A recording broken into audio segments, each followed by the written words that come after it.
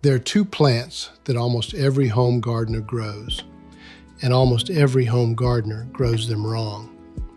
Tomatoes and cucumbers are forgiving enough to survive neglect, but they are extraordinary when you understand what they actually need.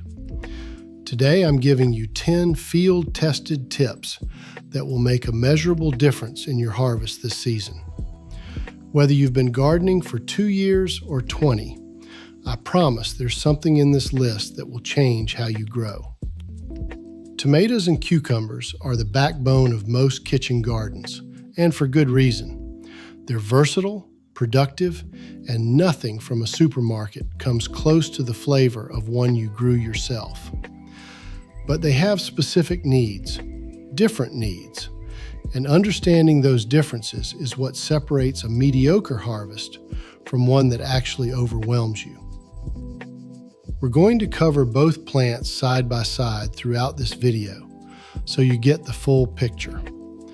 Let's get into it. This is actionable and specific. Tip number 1, and it sounds obvious until you realize how many people skip it. Choose the right variety for where you actually live.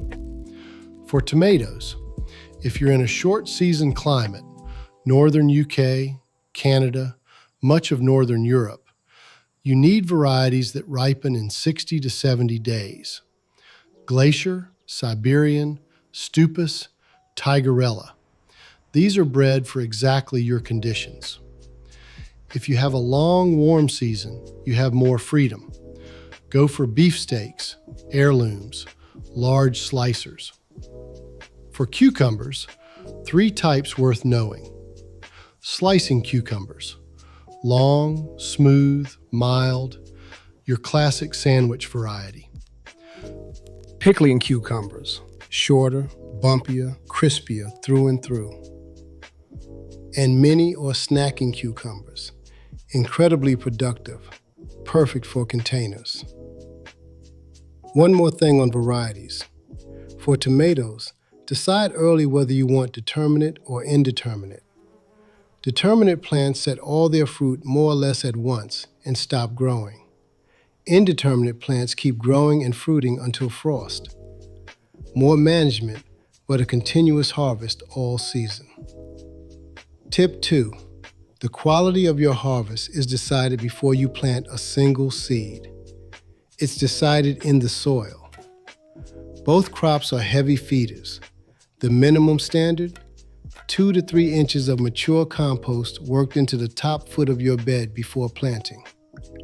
Not bag compost. Well-rotted homemade compost or aged manure is categorically better. The microbial life in it is worth more than any fertilizer you can buy. pH matters more than most gardeners realize. Tomatoes want 6.0 to 6.8. Cucumbers prefer 6.0 to 7.0. Outside these ranges, nutrient uptake collapses even when nutrients are present. For tomatoes specifically, dig your planting holes deeper than you think. Tomatoes can root from their buried stems. Bury the plant up to the lowest set of true leaves, removing all leaves that would be underground. This gives you a stronger root system and a more drought-tolerant plant. For cucumbers, don't plant if soil temperature is below 60 degrees Fahrenheit. Seeds will rot, not germinate. Use a soil thermometer. Patience at planting time is never wasted. Tip 3. Watering. This is where most problems originate, and most of them are entirely preventable. The golden rule for tomatoes: consistency. Irregular watering, drying out, then soaking, then drying out again, is the direct cause of 2 of the most frustrating tomato problems: blossom end rot and fruit cracking. Blossom end rot looks like a dark, sunken, leathery patch on the bottom of the fruit. It's not a disease. It's a calcium uptake failure caused by inconsistent moisture. Keep your watering even, and it largely disappears. How to water. Deeply and infrequently beats shallow and frequently every time. You want water to reach 8 to 10 inches into the soil. For cucumbers, even thirstier than tomatoes. The fruit is 95% water. It has to come from somewhere. Irregular watering produces bitter cucumbers. That bitterness is a stress response. Keep them evenly moist and they stay sweet. Timing. Water in the morning. This gives foliage time to dry before evening, directly reducing fungal disease pressure. Never water onto leaves if you can avoid it. Tip 4. Mulch. If there's one thing I would tell every beginner to do immediately and keep doing forever, it's this. A 3 to 4 inch layer of organic mulch around your tomatoes and cucumbers does 5 things simultaneously. It retains soil moisture, reducing your watering frequency by 30 to 50%. It moderates soil temperature. It suppresses weeds. It gradually feeds the soil as it breaks down. And for tomatoes, it acts as a physical barrier between soil and leaves, preventing soil splash, which is the primary vector for early blight. Best options: straw, wood chip, or compost mulch. Whatever you use, keep it 2 inches away from the stem itself. Tip 5. Support structures. And the key word in this tip is before. Build your supports before you plant, or at the absolute latest on planting day. Driving stakes next to an established tomato plant damages roots. By the time the plant needs support, it's too late to add it neatly. For indeterminate tomatoes, a single strong stake, 6 feet minimum above ground, is often superior to a cage for big plants. Drive it 12 to 18 inches into the ground. Tie the main stem loosely at 8-inch intervals as the plant grows. Never use wire or string that cuts into the stem. Tomato cages need to be genuinely sturdy. The flimsy wire cones from a garden center will collapse under a loaded indeterminate plant. For cucumbers, vertical growing is one of the best decisions you can make. Cleaner fruit, better airflow, easier picking, and dramatically reduced disease pressure. An A-frame trellis or a vertical net stretched between 2 posts works beautifully. Tip 6. Feeding. The first phase is establishment. When you plant, your soil should already be rich from compost. Don't overfeed at this stage, especially with nitrogen. Too much nitrogen early on produces big, beautiful dark green plants that set almost no fruit. The second phase is the transition to flowering.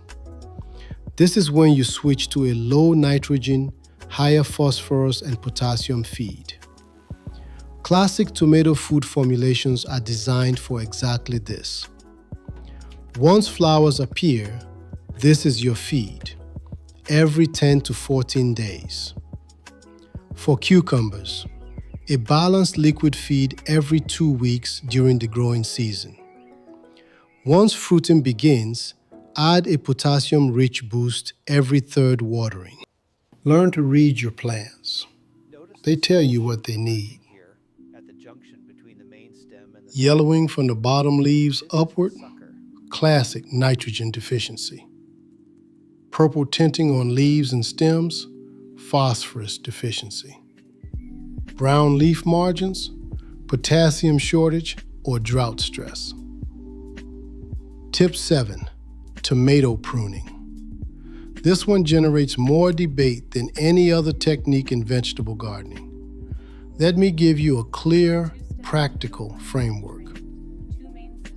Tomato suckers are the new shoots that emerge in the axil, the junction between the main stem and a leaf branch. Left alone, each sucker becomes a full stem. Your plant becomes a multi-stemmed bush. More flowers, but divided energy, smaller fruit, and later to ripen. The classic approach for indeterminate varieties, train to a single stem by removing all suckers as they appear, while they're still small enough to pinch out with your fingers. The two-stem method is a practical compromise. Allow the first sucker below the first flower truss to develop, and remove all others. For determinate varieties, do not remove suckers. These plants are genetically programmed to produce a set amount. Removing suckers only reduces total production. One more critical task. In late summer, 6 to 8 weeks before your first expected frost, pinch out the growing tip at the top of each stem. This redirects all remaining energy into ripening the fruit that's already set. Tip 8. Pollination. One of the most overlooked causes of poor fruit set. Tomatoes are self-fertile. Each flower contains both male and female parts, but they need vibration to release their pollen. In the garden, that vibration comes from bumblebees. In a greenhouse or during cool, overcast periods when bees aren't flying, fruit set can drop dramatically. 2 simple solutions. First, encourage pollinators by planting flowers nearby. Marigolds, borage, phacelia, sweet alyssum. Second, if you have poor fruit set despite flowers, help the plants manually. Take an electric toothbrush, turn it on, and touch the back of it gently to each flower cluster. The vibration mimics a bumblebee perfectly and triggers pollen release. Do this around midday on dry days. Tip 9.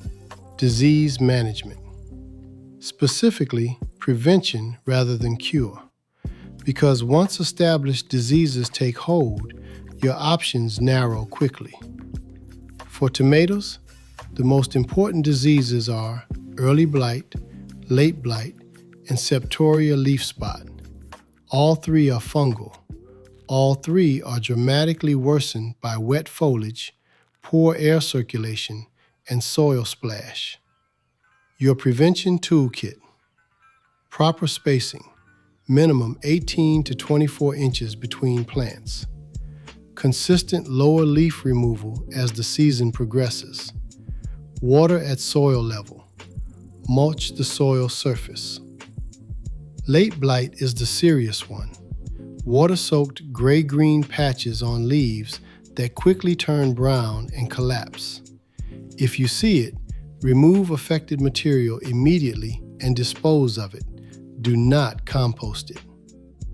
For cucumbers, powdery mildew is the primary enemy. Prevention: good airflow through vertical growing, regular removal of heavily infected leaves, and a dilute baking soda spray. 1 teaspoon per liter of water, sprayed on both sides of leaves weekly. Genuinely effective as a preventive measure. And always remember, crop rotation. Never grow tomatoes or cucumbers in the same bed 2 years running. Tip 10. Harvesting. Getting the timing right is the difference between your best tomato ever and an overripe, mushy disappointment. Tomatoes. The standard advice is harvest when fully colored, and that's correct for most varieties, but learn to read your specific variety. What you're looking for beyond color is a slight give when gently squeezed. Firm, but not hard. The fruit should detach easily with a gentle twist. If it needs pulling, it's not ready.